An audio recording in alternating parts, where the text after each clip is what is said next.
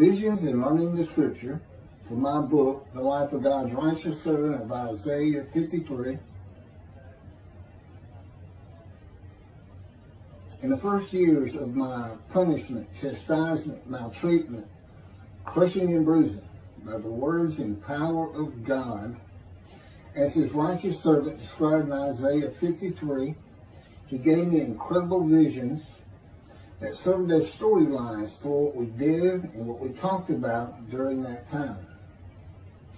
The most involved was water in the temple, and it is a good example of how God would use the stories of the Tanakh and the New Testament to teach me the Scripture using visions and use it in my daily life in God's fire of refinement. One summer, I think in 2009, he first spoke to me in 2007. As I was being prepared, suitable for God's purpose, he had me terminate my law licenses in Hawaii and in Texas and quit working. And I was living on my last dollars at a weekly hotel outside of Houston in a rural area. God was cutting me off from the world of material things and association with society to fulfill the prophecy of being cut off and taken from the land of the living of Isaiah 53, verse 8. I was in his grasp every moment of every day, my every move at his direction, listening and talking to him. This writing is of a vision based on a story of a vision by Ezekiel. God taught me through much mental duress and anguish how to prepare for a vision in a meditative state of mind. It takes an hour or more, and you cannot let yourself fall asleep. That was in the early years. Today, he can just take me into a vision, meditative state of mind or not. One night, God had me read Ezekiel chapter 47, and this is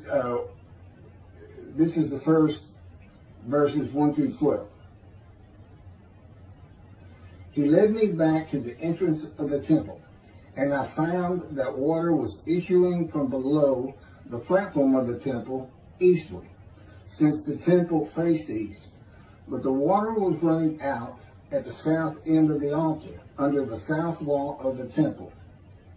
Then he led me out by way of the northern gate and led me around to the outside of the outer gate that faces in the direction of the east. And I found that water was gushing from the south wall.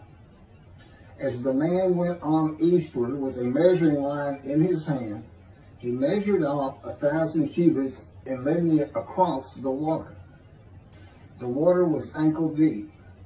Then he measured off another 1,000 and led me across the water. The water was knee deep. He measured off a further 1,000 and led me across the water. The water was up to my waist. When he measured yet another 1,000, it was a stream I could not cross, for the water had flown into a stream that could not be crossed except by swimming. Do you see, O mortal? He said to me, and he led me back to the bank of the stream. Okay, that's verses 1 through 6. I don't need to go through 7 through 12. After discussing every line of these verses with God, I had a vision of entering the temple gate on the east side. The temple as I had seen it in pictures rebuilt, though the sacrificial altar in front was not there.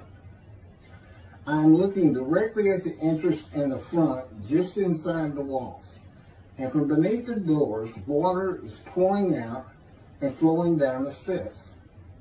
I look down and see my bare feet are in water, up to my ankles. God always speaks to me during these visions. I had visions I have had visions of angels, but they never speak to me. The next day, I went to the Addis Dam Reservoir at God's direction, just outside the city limits. The rain had been coming down hard, starting to fill the reservoir, which is usually just a dry, low area of land with levees to keep the water from the city. God had me take off my shoes, which was unusual, and head to a path that went up and over the levee, which is about 30 yards high in walking distance, and into a barren forest. Following the path, I came to an easement for electrical lines, some 50 to 75 yards across, and going off into the distance as far as I could see both ways. It was filling with water.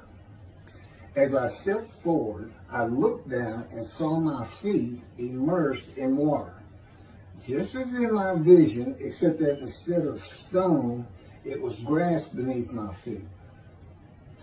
I turned to the right as I came to the center of the easement, and the water was now knee-high. I worried about stepping on something sharp and cutting my feet. I kept walking, and every 100 yards or so, the water was deeper and deeper, the easement dropping as I went along. It was slow walking, and we were talking about many different things all around me, and the scripture also. I could see far ahead a large electrical tower. There was a mound of grass in front of it, raised up above the water. When I reached it, the water was now chest high. I rested on the mound, and then God told me to follow the easement to the left. It was miles to the next levee, which I could not even see. I started wading down the easement, and the water was soon over my head. I was very cold and tired. God told me to turn around and start back.